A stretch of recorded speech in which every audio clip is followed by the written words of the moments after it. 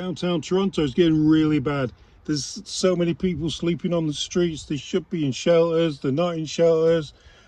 It's a humanitarian nightmare, downtown Toronto. This will spread through Canada.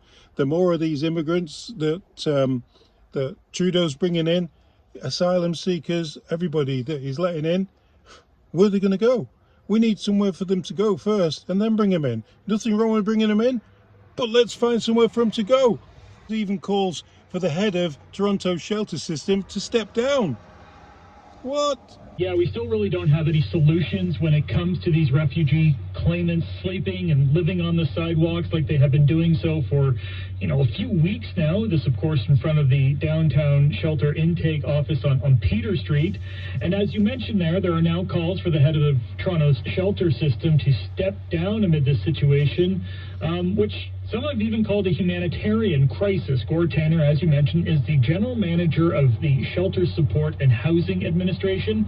And what he's being accused of in this open letter from these community advocates is repeated mismanagement of the shelter system. And it all comes as we, await the federal government to reach some sort of agreement with the city of Toronto. They have been called in to provide funding for housing these individuals who remain unhoused after leaving their countries, mostly African countries is what we understand, with almost nothing than the shirts on their backs. So we do know that the city and the feds, they are negotiating. They are not actually sitting down today, but we are expecting some more talks tomorrow. But yeah, just going back to Gord Tanner, this call for him to step down, it includes an open letter that went out with several signatures from community advocates, one of them being Greg Cook, he's with Sanctuary Toronto, and he kind of lays out his reasonings in this clip that I'm about to play. So have a listen to what Greg had to say. For a long time, I've worked with people who are refugees, who are asylum seekers, who are trying to get into the shelter system. But before, at least, they were given the option. If there was space, now they're frankly excluded, and we're really disturbed with this decision. And we frankly think it's discriminatory, and we think that people need to be held to account for making this decision. So it's kind of interesting what he was saying there. So before, they were given the option of choosing the city shelter system. That has been taken away from them. What he was saying there is that, the shelters are packed at capacity. And back in May, the city stopped taking in refugees and began referring them to federal programs rather than letting them into the shelters. So even if space did become available, and it doesn't often happen, but if it did, if a bed were to become available, the city would not take in a refugee who has been waiting perhaps longer than a homeless individual. That is because of this new policy that the city put into place back in May, and now we're starting to see the effects of that with these individuals, these refugees now sleeping outside of the facility at Peter and Richmond. So what's he to do if he's got nowhere to put anybody? It's interesting because it's not just this. This open letter goes on to say, accusing Tanner of decreasing transparency in the shelter system by changing how often shelter deaths are reported from monthly to every 6 months.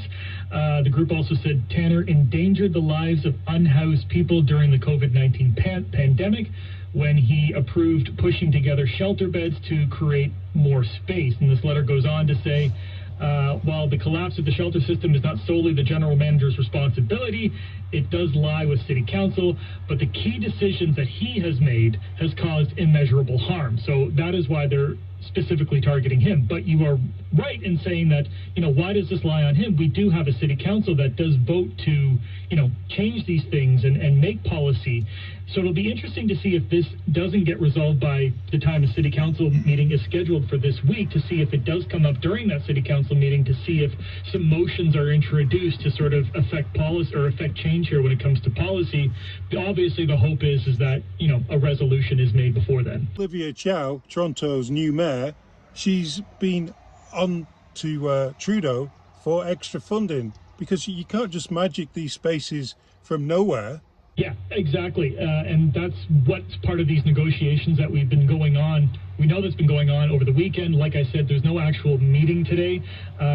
We do know they're going to pick things back up on Tuesday. On Friday, after the meeting that we were talking about on Friday between city staff, the provincial government, and the federal government, we did get a memo, or a statement rather, from Olivia Chow. She called the meeting productive and focused, that the city, the provincial and federal governments all see and understand the urgent need to address the immediate crisis, and that all parties have agreed to bring specific action for space and resources to a senior operations and crisis management table, and that can be implemented right away. Again, it's a little vague there, but it seems like some progress has been made.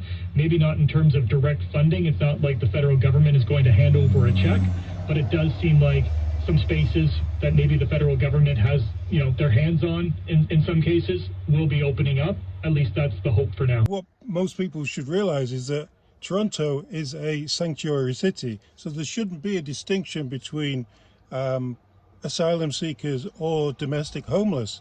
So how come they're choosing to home some people but not other people? What's going on there?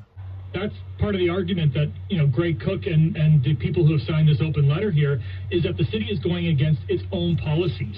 As you mentioned there, the city reaffirmed its commitment to be a sanctuary city, I believe back in 2018, if I'm not mistaken. So there is policy in place that the city is directly going against. Now, the city would probably argue that their shelter spaces are at capacity, and the refugee issue within the city of Toronto is actually a federal government issue. I mean, we know they've argued that. We've heard that from the city from the get-go, is that the refugees are a federal government issue, and the federal government should be taking care of these individuals. We should be taking care of the homeless that currently live on the streets of Toronto. But as a sanctuary city, they shouldn't be asking those questions, and as you mentioned, just taking the next person in line. That's part of the reason for why they're calling for the head of the shelter system to step down, because of a policy like this. Well, at the end of the day, it looks like Trudeau's government's going to have to step up and take responsibility for this. It's all the asylum seekers and refugees that he's letting in. He's just got nowhere to put them.